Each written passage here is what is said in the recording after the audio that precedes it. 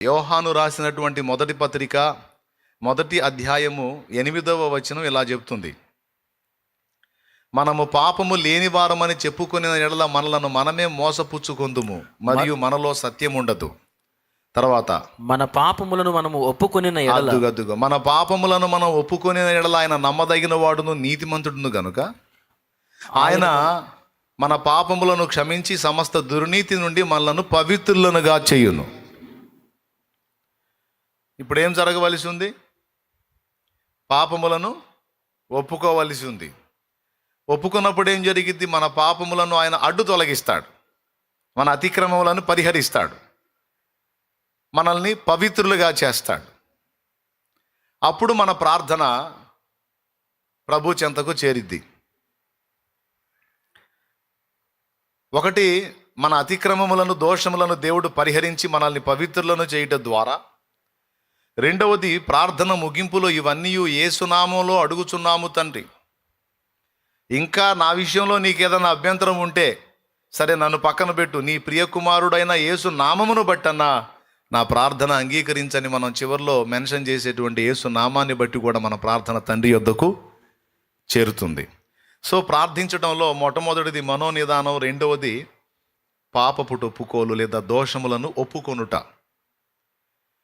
ఒప్పుకొని మన వంతు మనం దేవునికి చెప్పాలా, దేవా నేను పోరాడుతున్నాను, ఈ శరీరానుసారమైన క్రియలు నిన్ను అభ్యంతరపరుస్తున్నాయని నేను ఎరుగుదును, వాటి నుంచి విడుదల పొందడానికి, వాటి మీద జయం పొందడానికి నా వంతు పోరాటం నేను చేస్తున్నాను, నాకు సహాయం చేయి.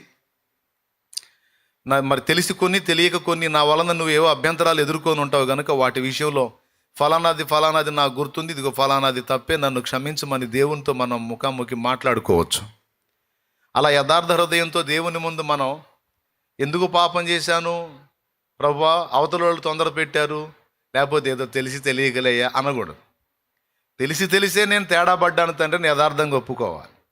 నీ ప్రేమను చనువుగా తీసుకొని, చులకనగా తీసుకొని నేను బుద్ధిహీనమైన అడుగులు వేశాను తండ్రి, దయతో నన్ను క్షమించు, మరోసారి అలా జరగకుండా నా వంతు ప్రయత్నం నేను చేస్తాను నాయన, నా ఎందుకు కనికరపడని. అది చిన్న దోషమే కానీ పెద్ద ఏదైనా సరే, నీ వలన ఒక అతిక్రమం జరిగినప్పుడు నువ్వు దాన్ని దేవుని ముందు యథార్థ హృదయంతో ఒప్పుకోవటం అనేది మంచి ప్రక్రియ. అప్పుడేం జరిగిద్దంటే, మనం ఒప్పుకొనిన అతిక్రమాలన్నిటిని కూడా ఆయన తన రక్తము చేత పరిశుద్ధపరుస్తాడు. కొంతమంది పొరపాటులో పడి దేవుని ముందుకు రావటానికి భయపడతారు, మొహం చెల్లదు, నేను తగిన వాడిని కాదు, తగిన దాన్ని కాదు అని దూరం అవుతూ ఉంటారు దేవునికి. అది తప్పు. దేవుని ముందుకు రాకపోతే నువ్వు పాపంలోనే నిలిచుంటావు, ఇంకా ఎక్కువ అయిపోద్ది. అట్లా కాదు, ఆయన వెలుగులోనున్న ప్రకారం మనము కూడా ఆయనతో పాటు వెలుగులోనున్న ఎడల, వెలుగులో నడచిన ఎడల ఆయనతో అన్యోన్య సావాసము గలవారం మగుదుము. అప్పుడు యేసు రక్తము ప్రతి పాపము నుండి మనలను పవిత్రులనుగా చేయునన్నాడు. ఆ మాట పైనే ఉంటుంది, 6వ వచనంలో ఉంటుంది. అదే మొదటి యోహాను పత్రిక మొదటి అధ్యాయం 6వ వచనంలో ఉంటుంది. ఆయనతో కూడా సహవాసము గలవారమని చెప్పుకొని చీకటిలో నడిచిన ఎడల మనం అబద్ధమాడుచు సత్యమును జరిగింపకుందుము. అయితే ఆయన వెలుగులోనున్న ప్రకారము మనమును వెలుగులో నడిచిన ఎడల మనము అన్యోన్య సహవాసము గలవారము. ఏదైనా అతిక్రమం జరిగినప్పుడు నువ్వు అతిక్రమాన్ని దేవుని ముందుకు వచ్చి ఒప్పుకోవాలి. ఆయన వెలుగులో నీ పాపములన్నీ బహిర్గతం అవుతాయి గనక నువ్వు ఒప్పుకోవాలి. అలా ఒప్పుకోకుండా నువ్వు చీకట్లోనే కూర్చొని దేవునికి దూరం అయిపోతే కరెక్ట్ కాదు కదా. కాబట్టి నువ్వు వెలుగులోకి రావాలి అంటే దేవుని ముఖకాంతిలోనికి రావాలి. వచ్చి ఆయన ముందు దోషాలు ఒప్పుకోవాలి, ఒప్పుకొని ఆయనతో నడవటానికి ఇష్టపడాలి. అప్పుడు యేసు రక్తము ప్రతి పాపము నుండి మనలను పవిత్రులనుగా చేయును. కాబట్టి రెండవది ఏంటంటే, మన దోషములను దేవుని ముందు ఒప్పుకొని మనం సరిదిద్దుకోవడానికి ఇష్టపడినప్పుడు దేవుడు దోషాలను పరిహరిస్తాడు కనుక మనం పవిత్రపరచబడతాం. అప్పుడు మన ప్రార్థన దేవుని చెంతకు చేరిద్ది. నువ్వు ఏదన్నా అడుగు, దేవుని ఏం మాట్లాడతావు దేవునితో, అవి నీ ఆత్మ సంబంధమైనవా, మనస్సు సంబంధమైనవా, శరీర సంబంధమైనవా, నువ్వు దేవుణ్ణి ఏం రిక్వెస్ట్ చేయాలనుకుంటున్నావో, నువ్వు యాచించాలనుకుంటున్నావా, విజ్ఞాపన చేయాలనుకుంటున్నావా, ప్రభు చిత్తం నెరవేరినట్లు ప్రార్థించాలనుకుంటున్నావా, లేకపోతే ప్రభు చేసిన మేలులను బట్టి మనసారా దేవుణ్ణి స్తుతించాలనుకుంటున్నావా, కృతజ్ఞతలు చెప్పాలనుకుంటున్నావు, నువ్వు ఏదన్నా చెప్పు. కానీ మొట్టమొదట మనోనిదానం, రెండవది దోషములను ఒప్పుకొనుట.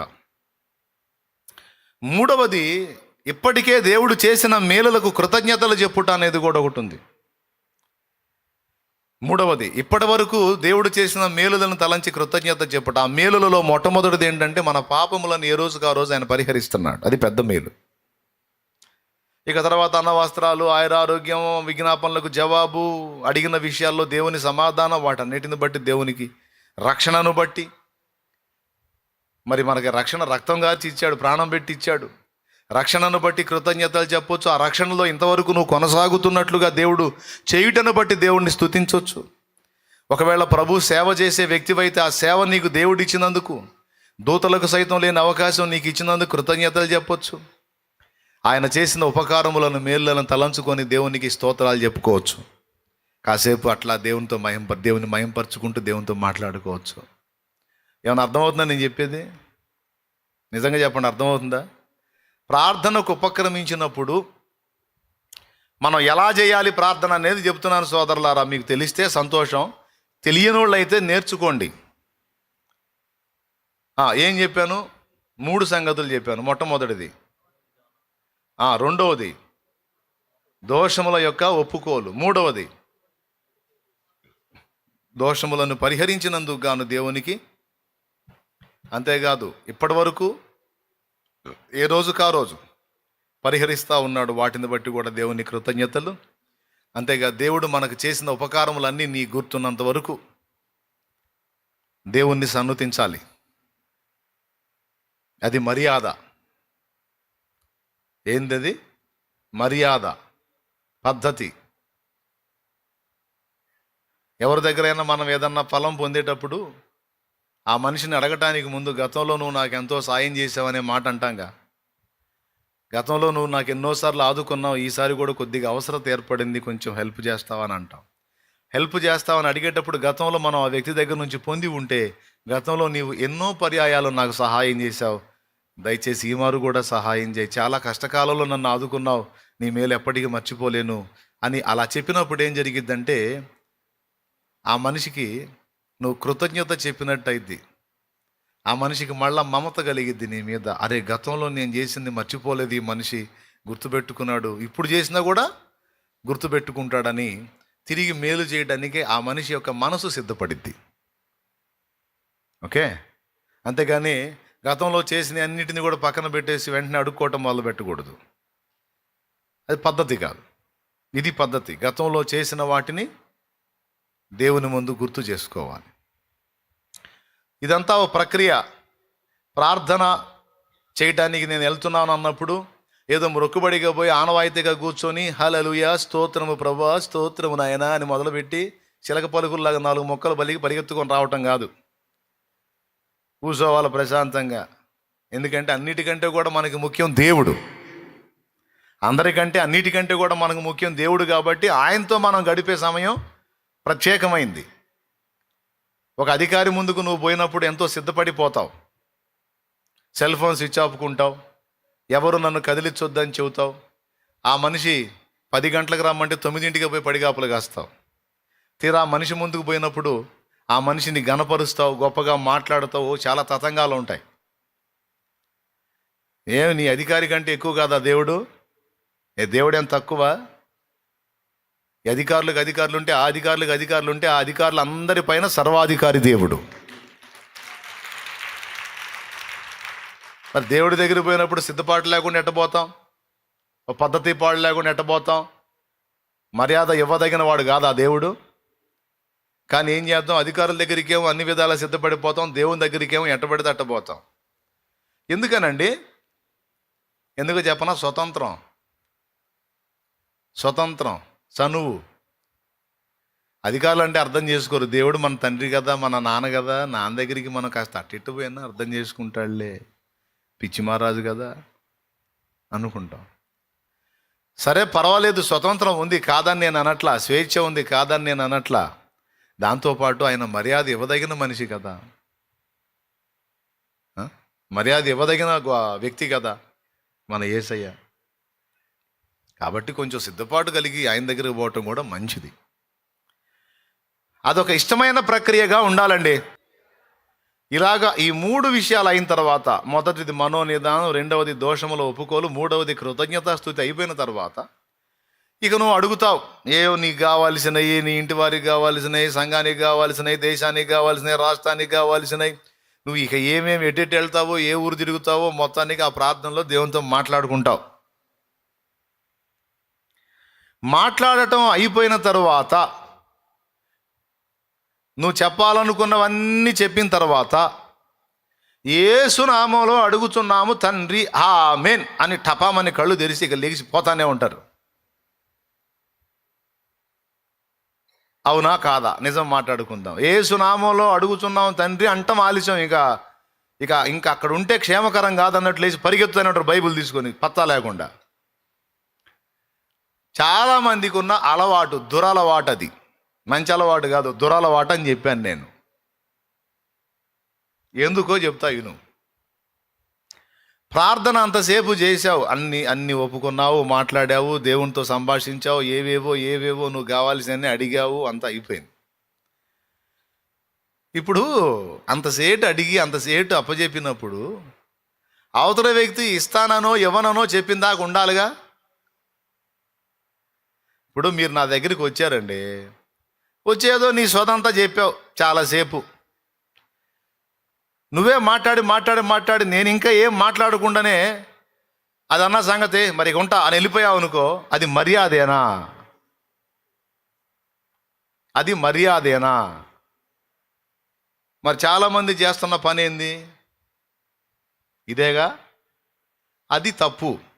దాన్ని ఏమని చెప్తున్నానంటే దురలవాటు అని చెబుతున్నాను నేను. ప్రార్థన మంచి అలవాటే, ముందు చెప్పినవన్నీ మంచి అలవాట్లే, కానీ ఈ చివర్లో యేసు నామములో అడుగుతున్నాం తండ్రి ఆమేన్ నీకు ఉంటా ప్రభువా అని వెనక్కి తిరిగి చూడకుండా, భూత వైద్యం పొందినోడు కానీ వెనక్కి తిరిగి చూడకుండా పోయినట్టు పోతూ ఉంటారు. అది తప్పు. ఆ తరువాత ప్రార్థన అంతా నువ్వు చెప్పాలనుకున్న విషయాలన్నీ దేవుడితో చెప్పిన తరువాత నువ్వు చేయాల్సినది ఏంటంటే కనిపెట్టుట. అది అసలు విషయం. ఏంటది? కనిపెట్టుట. దీన్ని అందరూ అలవాటు చేసుకోవాలి. మీరు మనందరం దీన్ని సాధన చేయాలి. మనలో అనేక మందికి ఈ అలవాటు లేదు. ఈ అలవాటు భక్తులు కలిగి ఉన్నారు.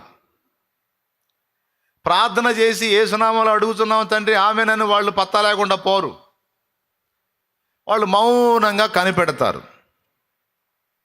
దీన్ని కనిపెట్టు ప్రార్థన అన్నారు పెద్దలు. అంటే ఏంటి? మాట్లాడినంతసేపు మాట్లాడి, మరి నా సంగతులన్నీ నేను చెప్పాను, మరి ఇక నువ్వేం చెప్తావో చెప్పు నాయనా, నీ సెలవు తీసుకొని పోతానని కనిపెట్టాలి.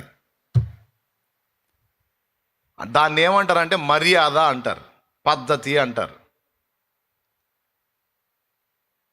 నేను ఇస్తానో ఇవ్వనో చెప్పిన దాకా నువ్వు ఉండాలిగా. నువ్వు చెప్పాలనుకున్నవన్నీ చెప్పి అంతేనన్న సంగతులు ఇక ఉంటానన్నా మరి అని పత్తా లేకుండా పోయావు అనుకో, నాకు ఎట్టుంటుంది? ఎవటో ఒట్టి ఆశోదోళ్ళలాగా ఉన్నాడు అనుకుంటాను నేను. ఇదేం పద్ధతిరా? అన్నీ అప్పు చెప్పాడు, చివరికి నేను ఏదో చెప్పబోతున్నాను, నేను చెప్పిన దాకా ఉండలేదు మనిషి అనుకున్నా. ఈరోజు భక్తుల్లో జరుగుతుంది అదే. ప్రార్థనలో మనం గుర్తుపెట్టుకోవాల్సిన అంశం, రాసుకొని సాధన చేయాల్సిన అంశం కనిపెట్టు ప్రార్థన. ప్రార్థన చేశావు, చెప్పాలనుకునేవన్నీ చెప్పావు, అడగాలనుకునేవన్నీ అడిగావు. ఆయన ఏం మాట్లాడతాడో ఉండు, కాసేపు మౌనంగా కనిపెట్టు. అలా నువ్వు కనిపెట్టినప్పుడు కొన్ని కార్యాలు జరుగుతాయి. అది ఇప్పుడు నేను చెప్పాలనుకున్న అంశం. అలా నువ్వు కనిపెట్టుకున్నప్పుడు కొన్ని కార్యాలు జరుగుతాయి. ఒకటి, దేవుడు నీతో మాట్లాడొచ్చు. దేవుడు ఒక వాక్యాన్ని నీకు చూపించవచ్చు, లేదా దేవుడు తన స్వరాన్ని నీకు వినిపించవచ్చు. మొట్టమొదటిది, దేవుడు వాక్యాన్ని నీతో మాట్లాడవచ్చు. వాక్యంది ఫలానా అధ్యాయం వచనం తీయమని చెప్పి దేవుడు నీకు ప్రేరణ కలిగించి వాక్యంలో నుంచి నీతో మాట్లాడవచ్చు. ఒకటి. లేదా నువ్వు అలా మౌనంగా కనిపెట్టుకున్నప్పుడు దేవుడు తన స్వరమును నీకు వినిపించవచ్చు. 2, లేదా దేవుడు నీకు దర్శనమియ్యొచ్చు. హన్నా దేవుని మందిరములో మూలుగులతో ప్రార్థన చేసి ఆయన సన్నిధిని కనిపెట్టుకున్నప్పుడు దైవజనుడు వచ్చి ఆమెను గదిలిచ్చాడు. అంటే ఆయనకు ప్రేరణ కలిగింది ఆమెతో మాట్లాడాలని. అలాగా వ్యక్తి ద్వారా వచ్చి కూడా మనతో మాట్లాడవచ్చు. 3, లేఖనం ఉంది అందుకు. 4వది దర్శనం ఇయ్యొచ్చు.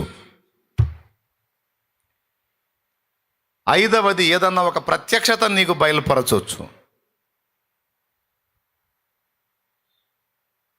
ఇన్ని సంగతులు ఉన్నాయి బ్రదర్. కనిపెట్టడం వల్ల, దడదడగా పరిగెత్తడం వల్ల ఇవన్నీ పోగొట్టుకుంటాం. అందుకే ఈ రోజు నుంచి సాధన చేద్దాం. ఇప్పటిదాకా ఒకవేళ మీకు అలవాటు ఉంటే మంచిది, లేకపోతే సాధన చేద్దాం.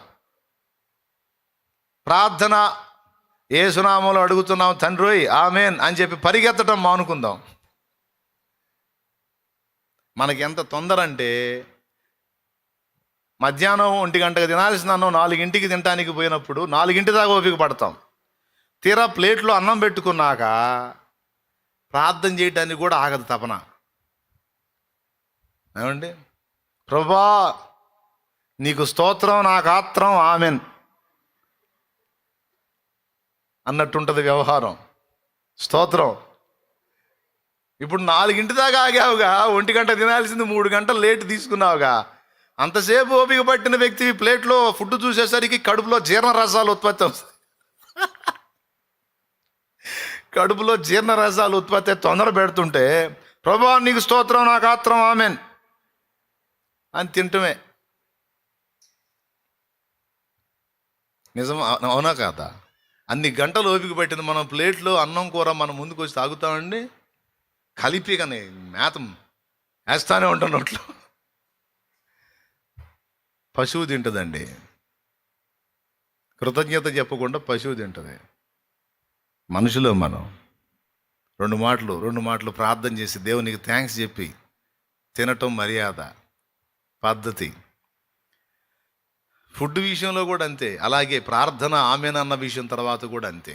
ఏం జరిగిద్దో అర్థం కాదు. నాకే చాలాసార్లు ఆమెన్ అంటూ లేచిపోవటం. నేను ఒరే ఎందుకురా పరిగెత్తుతున్నావు, ఏం కొంపలు మునిగినారు, కూర్చోరా కూర్చో,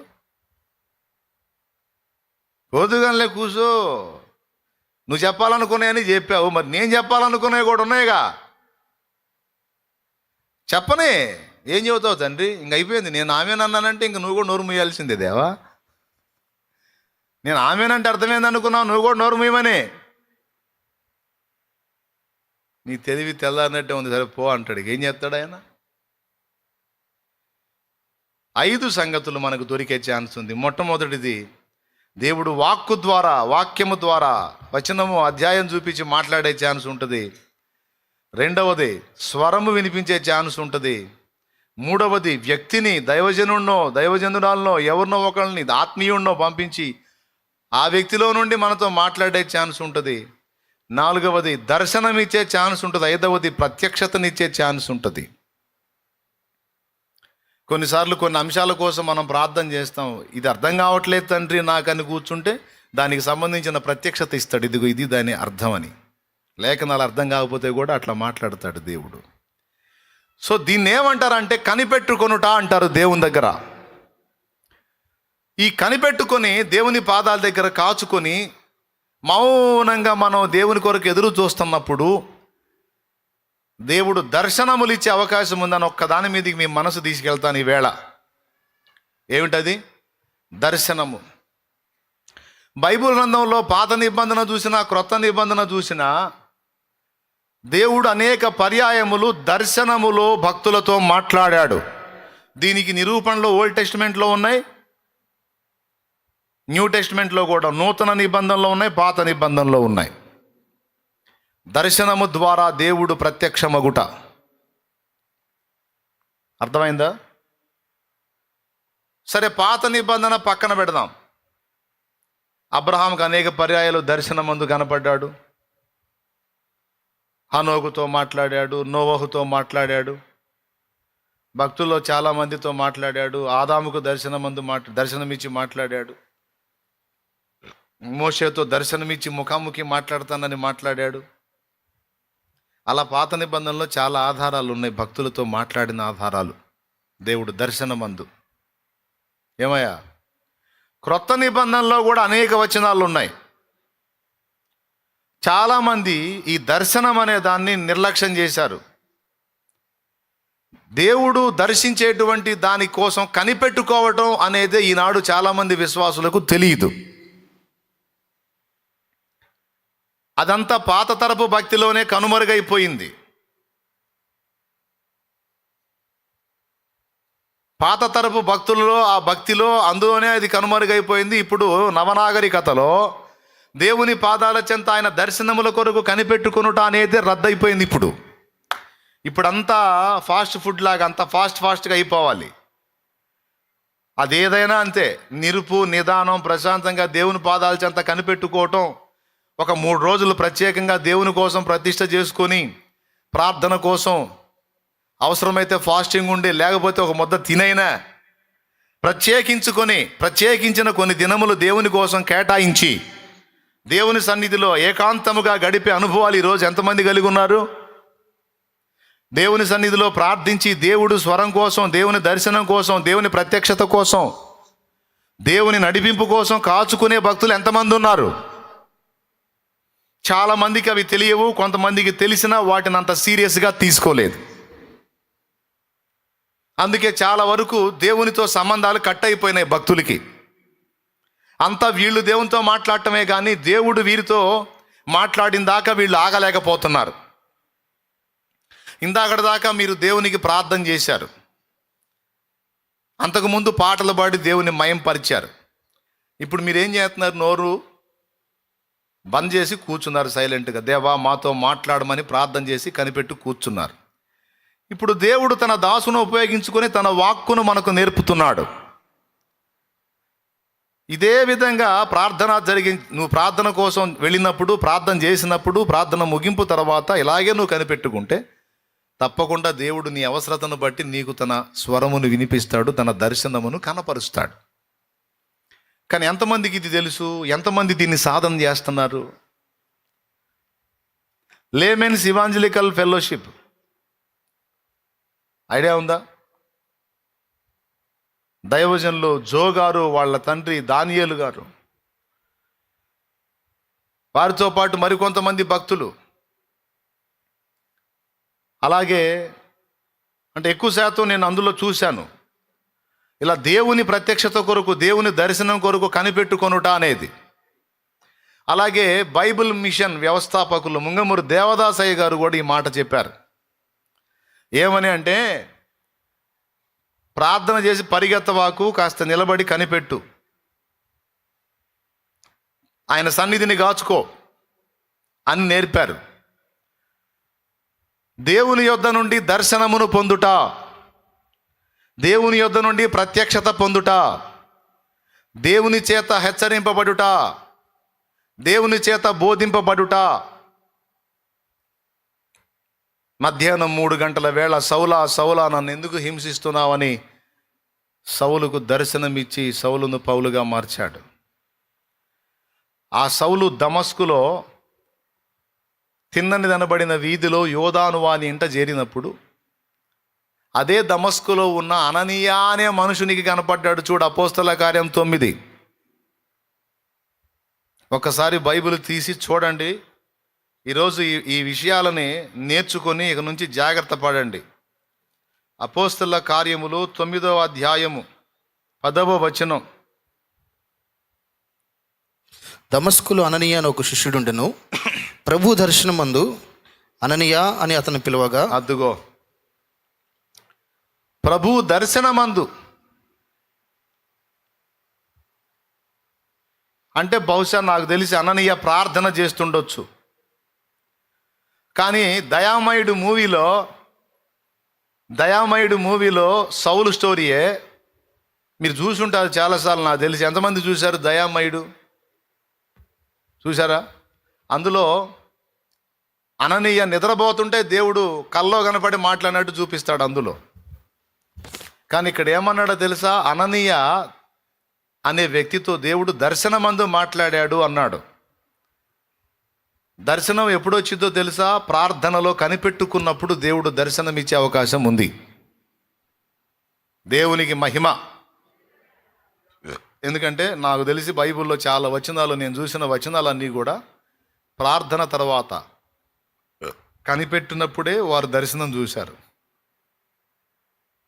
ఇప్పుడు మీకు ఇది ఒక నిరూపణ. అననీయ నిద్రపోతుంటే స్వప్నం వచ్చిందని ఉందా? దర్శనం అందని ఉందా? చెప్పండి.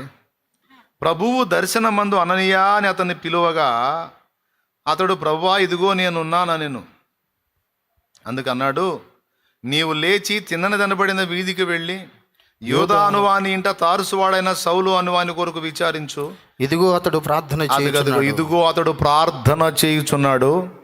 అతడు అననీయ అని ఒక మనుషుడు లోపలికి వచ్చి తాను దృష్టి పొందినట్లు తల మీద చేతులుంచుట చూచి ఉన్నాడని చెప్పాను. అసలు ఎంత అద్భుతమైన మాట తెలుసా? ప్రభువు ముందు సౌలును దర్శించాడు. సౌలు ఏం చేశాడంటే 2 కళ్ళు పోయినాయండి. దేవదర్శనం చూసిన తర్వాత యేసు ప్రభు సౌలు కనిపించి సౌలును గద్దించిన తర్వాత సౌలు మార్పు చెందాడు. అప్పటిదాకా యేసు ప్రభుకి శత్రువుగా నడుచుకున్నాడు. దమస్కులో ఉన్న శిష్యుల్ని కూడా చంపుదామని వచ్చాడు. ఆ వచ్చే దారిలో దేవుడు కనపడ్డాడు.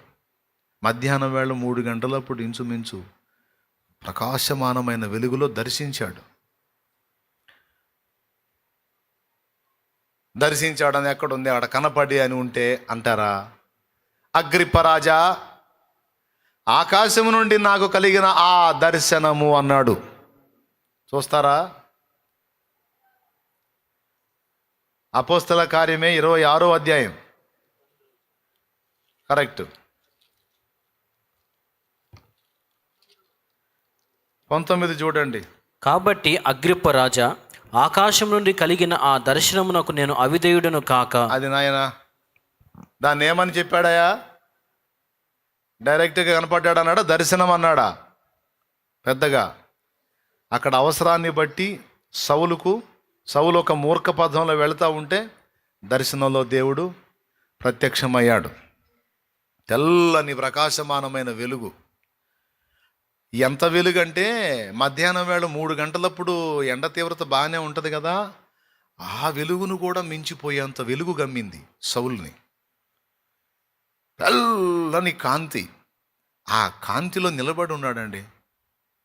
నిలబడి వేశాడు కేక, సౌలా సౌలా అన్నాడు. గుండె జారిపోయింది సౌలుకి. నన్నెందుకు హింసిస్తున్నావు? ప్రభువా నీవెవరివి? నీవు హింసించుచున్న యేసును, నజరేయుడగు యేసు. మునికోలలకు ఎదురు తన్నుట నీకు కష్టం సుమి. పర్వాలేదు నాన్న, అట్లా దర్శించాడు. అది జస్ట్ ఆ పిక్చర్ చూపిస్తా ఉన్నాడు. వార్నింగ్ ఇచ్చాడు. మునికోలలకు ఎదురు తన్నుట నీకు కష్టము. ఏం చేస్తున్నావు తెలుసా? ఎవరికి ఎదురు వస్తున్నావో తెలుసా? నేనెవరో తెలుసా? జాగ్రత్త. మూవీలోనేమో సౌలా సౌలా అని చిన్నగా పిలిచినట్టు ఉంటుంది. కాదు, అట్ట పిలిచి ఈ డైలాగ్ చెప్పడానికి కుదిరిద్దా? సౌలా సౌలా సౌలా, మునికోలలకు ఎదురుతున్నట్టు నీకు కష్టం అని ఉంటాడా? సౌలు ఏమన్నా సౌమ్యమైన పనులు చేస్తున్నాడా? చంపుతున్నాడు తన పిల్లల్ని, హింస పెడుతున్నాడు, దుర్మార్గాలు చేస్తున్నాడు. అట్లాంటి వాడికి ఏ టైపులో వాయిస్ పోతే రన్నింగ్లోకి వస్తాడు, కంట్రోల్లోకి వస్తాడు? సౌలా సౌలా సౌలా సౌలా సౌలా వేసాడు కేక. ఇప్పుడు దిగింది నిషా. చూశాడు, గడగడగడగలాడిపోయాడు, అల్లాడిపోయాడు. అబ్బా ఎంత తేడా పడ్డాను, నా మూర్ఖత్వం అని పశ్చాత్తాపడ్డాడు. ప్రభు కనిపించి మాట్లాడినంత వరకు కళ్ళు పనిచేసినాయి. ఆయన ఎప్పుడైతే అదృశ్యం అయిపోయాడో ఈ 2 కళ్ళు పొరలు గమ్మేసి కనపడట్లా. ఇక తడవలాటం మొదలుపెట్టాడు. కళ్ళు పొరలు గమ్మేసినాయి. అప్పుడు అతనితో కూడా ఉన్నవారు అతన్ని దమస్కు తీసుకెళ్ళారు. ప్రభువే చెప్పాడు, అయ్యా నేనేం చేయమంటావు అని అడిగాడు. దమస్కులోకి వెళ్ళు, అక్కడ నువ్వేం చేయాలో బోధిస్తాను పో, అక్కడ చెబుతా పోమన్నాడు. ఇక దమస్కునకు పోయి ఈ కళ్ళు ఇలా పెట్టుకొని ఎంత ఏడ్చుకున్నాడో, ఎంత పశ్చాత్తాపడ్డాడో, ఎంత గుండె బాదుకున్నాడో ప్రార్థన చేస్తున్నాడు. అయ్యా చాలా దుర్మార్గుణ్ణి, చాలా దుర్మార్గం చేశాను, ఎంత తప్పు చేశాను దేవా, నేను నీ ప్రేమను ఎరగక, నీ కార్యాలను ఎరగక, నీ చిత్తము తెలియక నీ పిల్లల్ని చిత్రవద చేసి చంపాను, చెరసాలలోకి ఇచ్చాను, గర్భవతుల్ని ఒంటెల చేత తొక్కించాను, నానా హింస చేశాను, నా పాపానికి మిష లేదు, మితి లేదు ప్రభువు అని ఏడ్చుకుంటూ దేవుని పాదాల చెంత ప్రార్థనలో కనిపెట్టాడు. ప్రార్థన చేసి నాకు ఏం సెలవిస్తావో సెలవి అయ్యా, ఇక నన్ను బాగు చేస్తే ఇప్పటిదాకా నీకు వ్యతిరేకంగా పనిచేసా కదా, ఇక నుంచి ఇక నీ చిత్తం నెరవేరుస్తాను, నాకు సాయం చేయమన్నాడు. ప్రార్థనలో కనిపెట్టుకున్నాడు. ప్రార్థన చేసి పోయి మంచం మీద అడ్డం పడలా, ప్రార్థన చేసి కనిపెట్టుకున్నాడు. అప్పుడు దర్శనమిచ్చాడు. ఎవరికి? పౌలుకి, సౌలు అనబడిన పౌలుకి. సౌలు అనగానే పాత నిబంధన సౌలు అనుకునేరయో, దావీదు సౌలు వాళ్ళు కాదు, కొత్త నిబంధన సౌలు.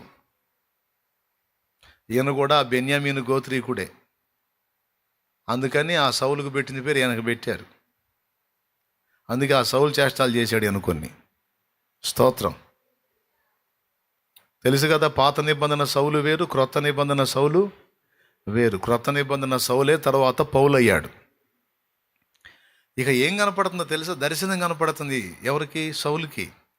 ఏం కనపడుతుంది దర్శనంలో అంటే, ఆ ఇంటికి అననీయ అనే మనుషుడు వచ్చినట్టు, ఆయన వచ్చి సౌలుతో మాట్లాడినట్టు, సౌలుకి ప్రభువుని గూర్చి కొన్ని విషయాలు చెప్పినట్టు, అతను స్వస్థత పొందినట్లు అతడి మీద ఈయన చేతులుంచినట్టు, ప్రార్థించినట్టు, బాప్తిస్మము తీసుకున్నట్టు మొత్తం స్పష్టంగా దర్శనంలో కనపడింది.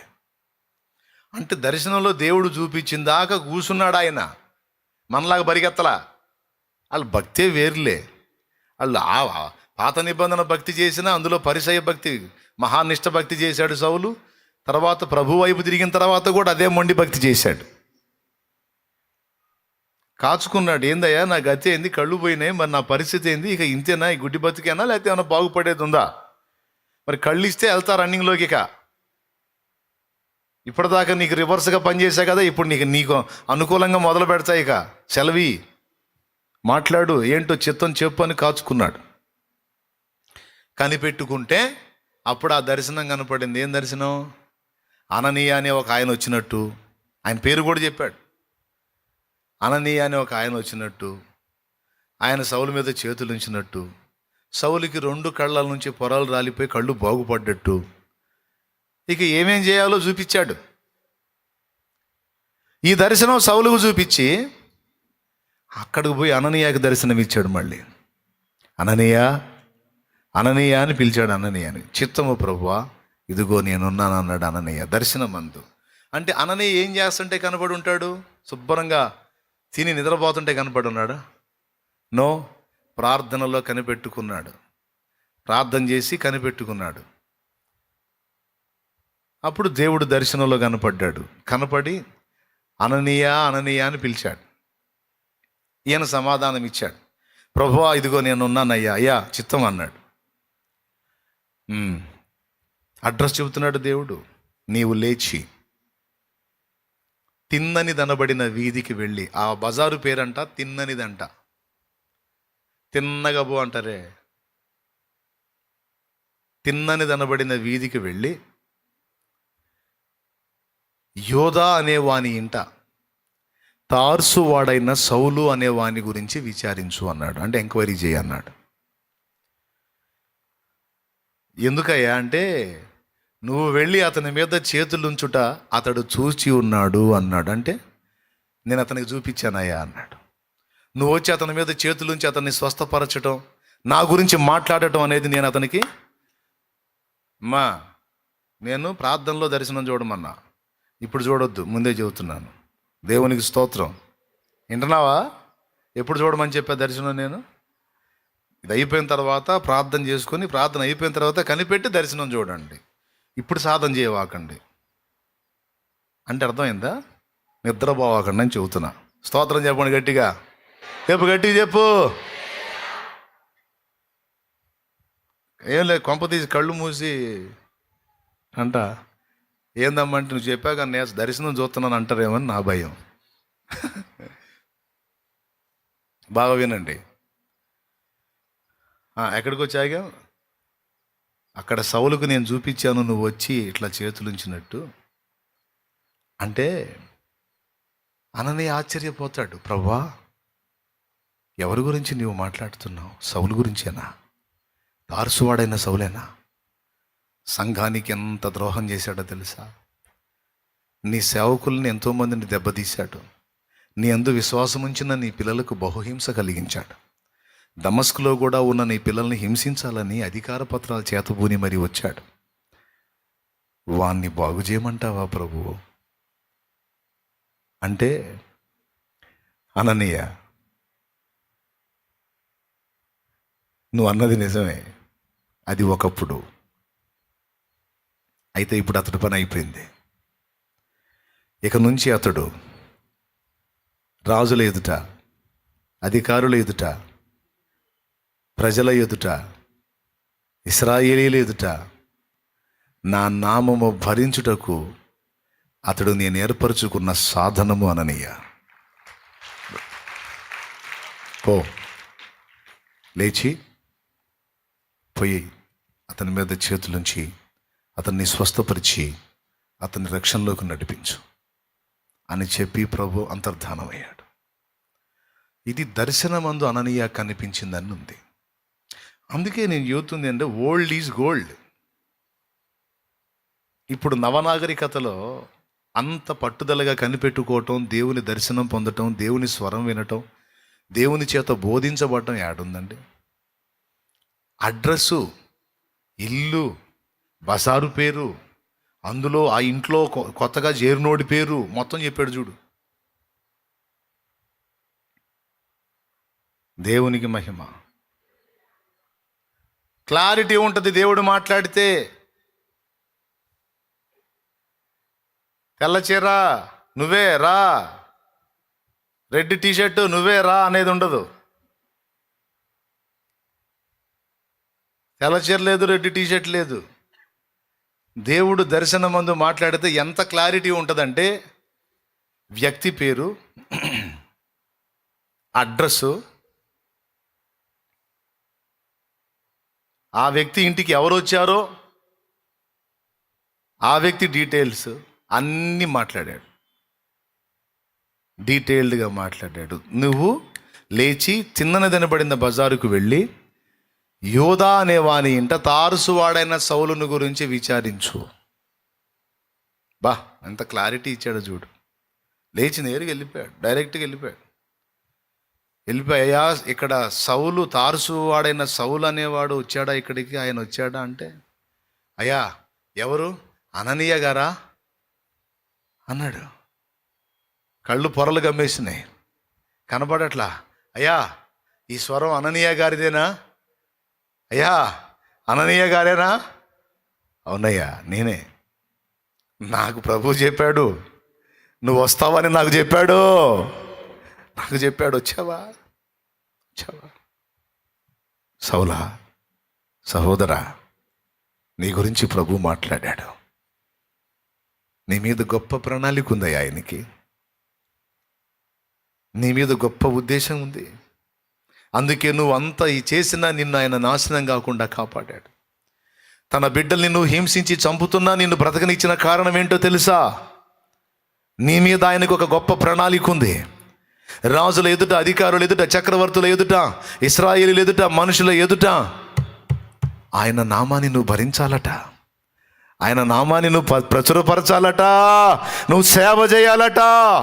నువ్వు ఆయన చిత్తము నెరవేర్చాలట. నిన్ను వాడుకుంటాడట. నువ్వు ఆయన సాక్షివట. సౌలా సహోదరా, ఇక తడవ చేయట ఎందుకు నాయనా?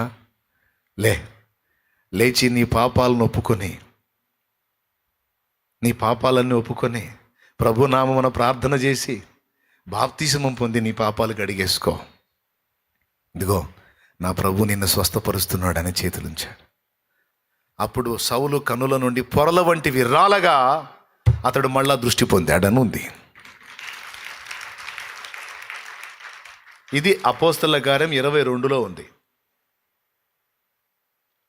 చూస్తారా? చూడండి, ఆ సన్నివేశం చదవండి. ఇక్కడ దర్శనం అనే దాన్ని హైలైట్ చేసి మాట్లాడుతున్నాను నేను.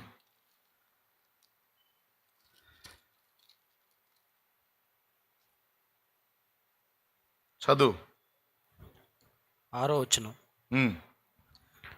నేను ప్రయాణము చేయుచు దమస్కునకు సమీపించినప్పుడు. అదంతా అవసరం లేదు నాన్న, 15వ వచనం. 12వ వచనం చదువు. అంతటా ధర్మశాస్త్రము చొప్పున భక్తిపరుడును అక్కడ కాపురమున్న యూదులందరి చేత మంచి పేరు పొందినవాడునైన అననీయ అను ఒకడు నా యొద్దకు వచ్చి నిలిచి, సౌలా సహోదర, దృష్టి పొందమని నాతో చెప్పగా ఆ గడియలోనే నేను దృష్టి పొంది అతని చూచి తిని. అప్పుడతడు మన పితరుల దేవుడు తన చిత్తమును తెలుసుకునుటకును ఆ నీతిమంతుని చూచుటకును ఆయన నోటి మాట వింటకును నిన్ను నియమించి ఉన్నాడు. నీవు కన్న వాటిని గూర్చియు విన్న వాటిని గూర్చియు సకల మనుషుల ఎదుట ఆయనకు సాక్షివై ఉందువు. గనుక నీవు తడువు చేయుట ఎందుకు? లేచి ఆయన నామమును బట్టి ప్రార్థన చేసి బాప్తిస్మం పొంది నీ పాపములను కడిగి వేసుకోమని చెప్పాను. అదమ్మా, చూడండి, ఈ మాటలన్నీ ఎవరు చెప్పారు? ప్రభువు చెప్పాడు. ఇవన్నీ చెప్పి అతన్ని బాప్తిసంలోకి నడిపించి సిద్ధపరచమని. బాప్తిసం పొందినప్పుడు పాపాలు కడగబడతాయి. అందుకే బాప్తిసం పొందండో అని మొత్తుకునేది. బాప్తిసం పొందకపోతే మీ నెత్తిన మీ పాపాలు అంతే ఉంటాయి. బాప్తిసం పొందినప్పుడు ఆ పాపాలన్నీ కడగబడి పరిశుద్ధపరచబడతారు. పాపాలు పోయినప్పుడు ఆ శాపాలు పోతాయి, బాగుపడతారు, దీవించబడతారు, ప్రభు సాక్షులైపోతారు. అందుకే ఎంతసేటు చెప్పేది బాప్తిసం పొందండి అంటే, ఎందుకంటే పాపాలు కడుగుతారు దేవుడు. అందుకు ఏది మంచిది? పాపాలను ఎత్తిన పెట్టుకోవటం మంచిదా, కడిగేసుకోవటం మంచిదా? అందుకని చెప్పేది బాప్తిసం పొందండి అని. ఇప్పుడు ఇదంతా ఎందులో చూపించాడు వాళ్ళకి? దూరదర్శనంలో చూపించాడా, సెల్ ఫోన్లో చూపించాడా, లేదా ప్రార్థనలో చూపించాడా? ఏం ప్రార్థన అది? కనిపెట్టు ప్రార్థన. అయిపోయిందా? వదిలే. ఇప్పుడు అపోస్తల కార్యం 10కి రండి.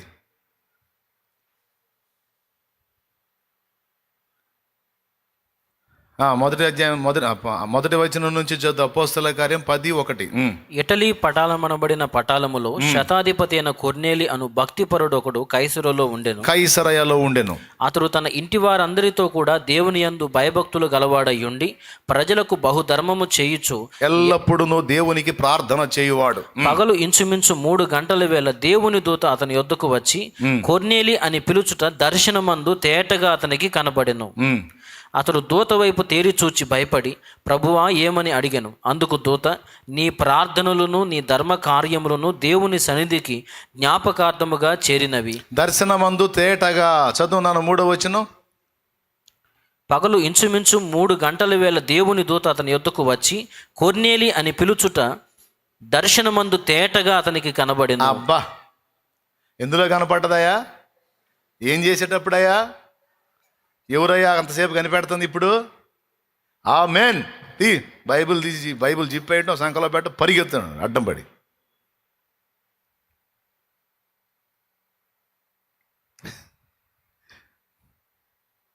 కావాలని ఇన్నిసార్లు చెబుతున్నా ఇది, ఎందుకంటే బాగా ఎక్కాలా.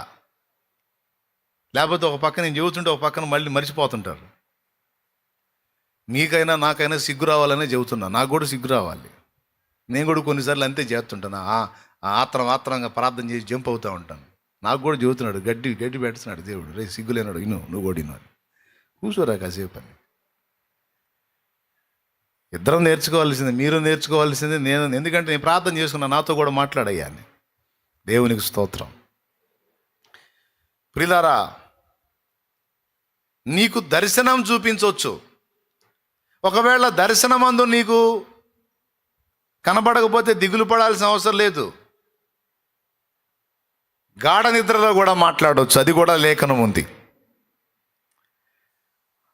మత్తు కలిగించి ఒకవేళ నిద్రలోనికి తీసుకెళ్ళి అందులో కూడా నీకు స్పష్టంగా తన చిత్తమును బయలుపరచవచ్చు, దేవుడు మాట్లాడవచ్చు. కానీ ఇదంతా కూడా నువ్వు కనిపెట్టుకున్నప్పుడు జరిగిద్ది.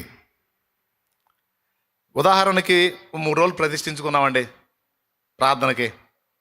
ప్రార్థన చేస్తున్నాం, దేవుని ముందు కనిపెట్టుకుంటున్నాం, అయ్యా అయ్యా అయ్యా అని కనిపెట్టుకున్నావు, దర్శనం ఏం కలగలేదు.